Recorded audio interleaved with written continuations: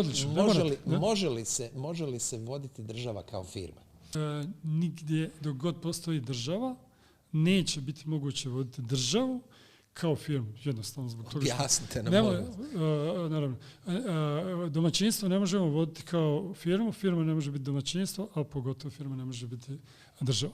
Sad, dakle, Donald Trump zaista vodi Sjedinjene Američke Države kao da je to korporacija, kao da ona ima ruku kao da je DOO ili DD.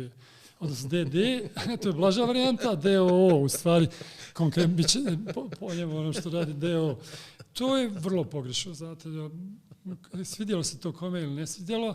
On u nekim segmentima uradio dobre poslove, u sektoru građevina sve u redu, u Sjedinjenim Američkim Državama propulzivno sve u redu, ali on ne može biti uzor vođenja države. On nema civilizacijskog backgrounda, vrlo jasno to moramo reći, civilizacijskog i životnog iskustva za vođenje takvih organizacija kao što je država.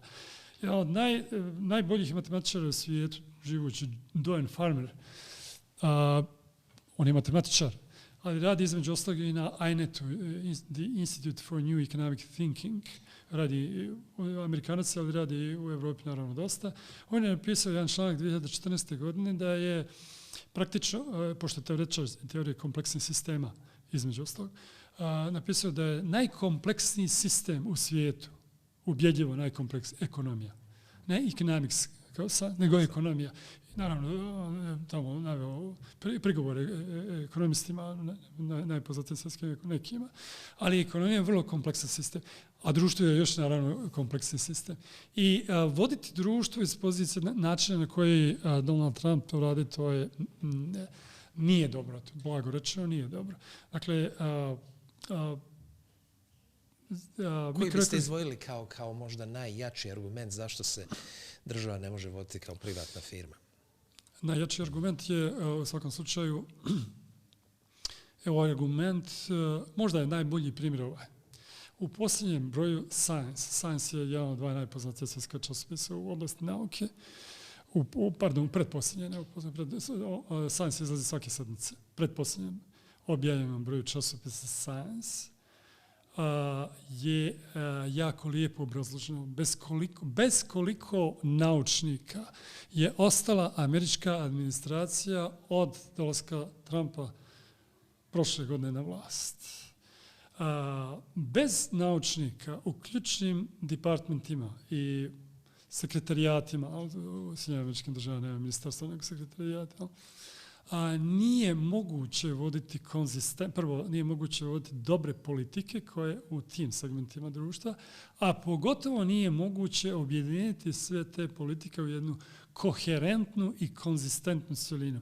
Vrlo je teško, moram reći, sada u svijetu u kojem mi živimo, biti konzistentan za sve nas. A pogotovo kada vodimo to jako kompleksan zadatak. Međutim, to je još teže ako osoba koja je na takvom mjestu nema nikakvog iskustva u vođenju države. Iako je Donald Trump bio već jedan mandat u vladi, odnosno vodio Sjedinjene Američke Države, on je i u tom mandatu pokazao sve ove nedostatke o kojima govorimo. Dakle, da bi država mogla biti vođena, moramo voditi računa. O čemu? Šta je najznačajniji kapital? Ljudi, human capital, ali isto tako okruženje, natural resources. I to nije floskula. Klimatske promjene nisu floskula, mada Donald Trump i njegovi sedmice govore o tome kao floskule, velikoj prevari. Ali, dakle, nisu floskule ljudi, mislim mi, kao human beings, da bismo se razvijali kao najznačajniji faktor, da bismo se razvijali kao ljudska bića, potrebno uložiti u šta? U obrazovanje, zdravstvo, nauku. Bez obrazovanih i zdravih ljudi, u smislu zdravlja, nije moguće imati zdravu radnu snagu. Čisto najuže ekonomski posmatramo. Dakle, radnu snagu ili ljude koji su zaposlenici, zaposlenike, kojima neće biti potrebno bolovanje, koji će biti produktivni na radu. Da bismo mogli biti to, moramo biti adekvatno obrazovani s jedne strane I tu se ne radi samo ono što mi sada sa ovim našim prevođenjima zovemo employability, upošljivost. Tu sad ima malo pretjeranog naglašavanja. Ali dobro, s jedne strane. A s druge strane moramo biti znači, zdravi psihofizički. I sad naravno zato je potrebno ulaganje. Zato su potrebna velika ulaganja.